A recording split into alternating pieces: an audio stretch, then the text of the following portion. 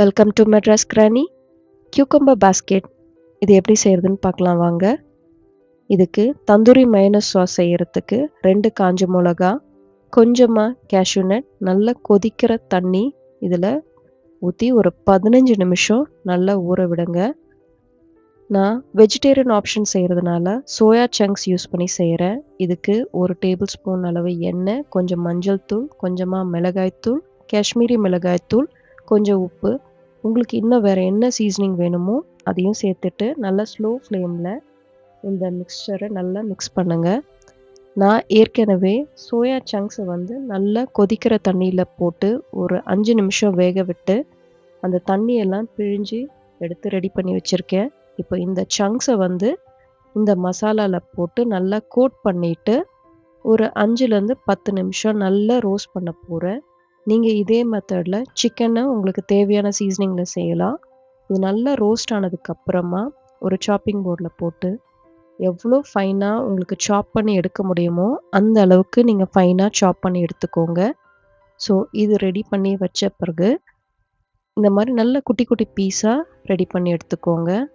இப்போ நெக்ஸ்ட்டு நம்ம சாஸ் செய்ய போகிறோம். Tandoori mayonnaise sauce. அதுக்கு நம்ம ஏற்கனவே ஊற வச்சுருக்க கேஷ்யூ நட், காஞ்ச மிளகா, 4 ரோஸ்டட் பல்லு பூண்டு, ஒரு 2-3 பீஸ் பன்னீர் எடுத்திருக்கேன்.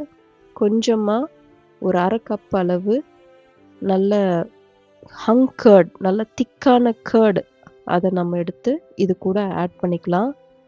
ஆட் பண்ணதுக்கப்புறமா நம்ம வீட்டில் ஏற்கனவே சில்லி ஃப்ளேக்ஸ் வச்சுருக்கேன். நான் வீட்டில் செய்கிற சில்லி ஃப்ளேக்ஸ் தான் யூஸ் பண்ணியிருக்கேன். அப்புறம் கொஞ்சமாக இட்டாலியன் சீசனிங், உப்பு, ஆலிவ் ஆயில் இது எல்லாத்தையும் போட்டு நல்லா ஃபைன் பேஸ்ட்டாக, ஸ்மூத்தான பேஸ்ட்டாக ரெடி பண்ணி வச்சுக்கோங்க. இது சூப்பரான சாஸுங்க இது. நெக்ஸ்ட்டு நம்ம அந்த பாஸ்கெட் செய்கிறதுக்காக கியூக்கம்பரை அந்த மேலேயும் கீழேயும் இருக்கிற திக்கான போர்ஷனை கட் பண்ணி எடுத்துருங்க. அதுக்கப்புறம் நம்ம பீலர் வச்சு இந்த மாதிரி நல்ல தின் ஸ்லைசஸாக எவ்வளோ தின்னாக உங்களால் ஸ்லைஸ் பண்ண முடியுமோ இந்த மாதிரி லாங்காக ஸ்லைஸ் பண்ணி தனித்தனியாக வச்சுக்கோங்க. இதை தான் நம்ம அந்த பாஸ்கெட் செய்கிறதுக்கு நம்ம யூஸ் பண்ண போகிறோம். இப்போது இந்த ரோலை ஒன்றையும் இந்த மாதிரி சின்ன சின்ன பாஸ்கெட் மாதிரி ரவுண்ட் பண்ணி ஃபஸ்ட்டு ரெடி பண்ணி வச்சுக்கோங்க. ஸோ இதுக்குள்ளார நம்ம ஏற்கனவே சாப் பண்ணி வச்சுருக்கிற அந்த சோயா சங்க்ஸ் ஃபர்ஸ்ட்டு உள்ளார வச்சுருங்க.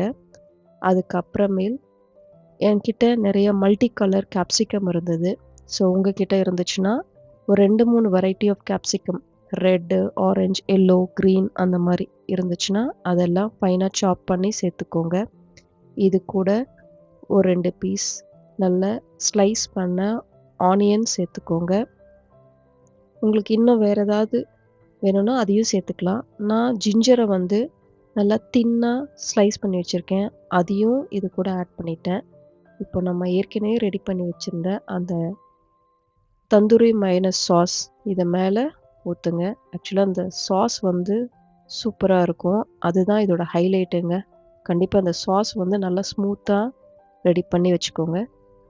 அவ்வளோதாங்க, நம்மளோட சிக்கன் பாஸ்கெட் அப்படின்னு சொல்லலாம். ஆக்சுவலாக சிக்கன் இல்லை, சோயா தான் இது. ஸோ கியூக்கம்பர் பாஸ்கெட் ரொம்ப சூப்பராக இருந்தது. நாங்கள் டேஸ்ட் பண்ணி பார்த்தோம். நீங்களும் சாப்பிட்டு பார்த்துட்டு எப்படி இருக்குன்னு சொல்லுங்கள் காமெண்ட் செக்ஷனில். தேங்க்யூ. என்ஜாய்.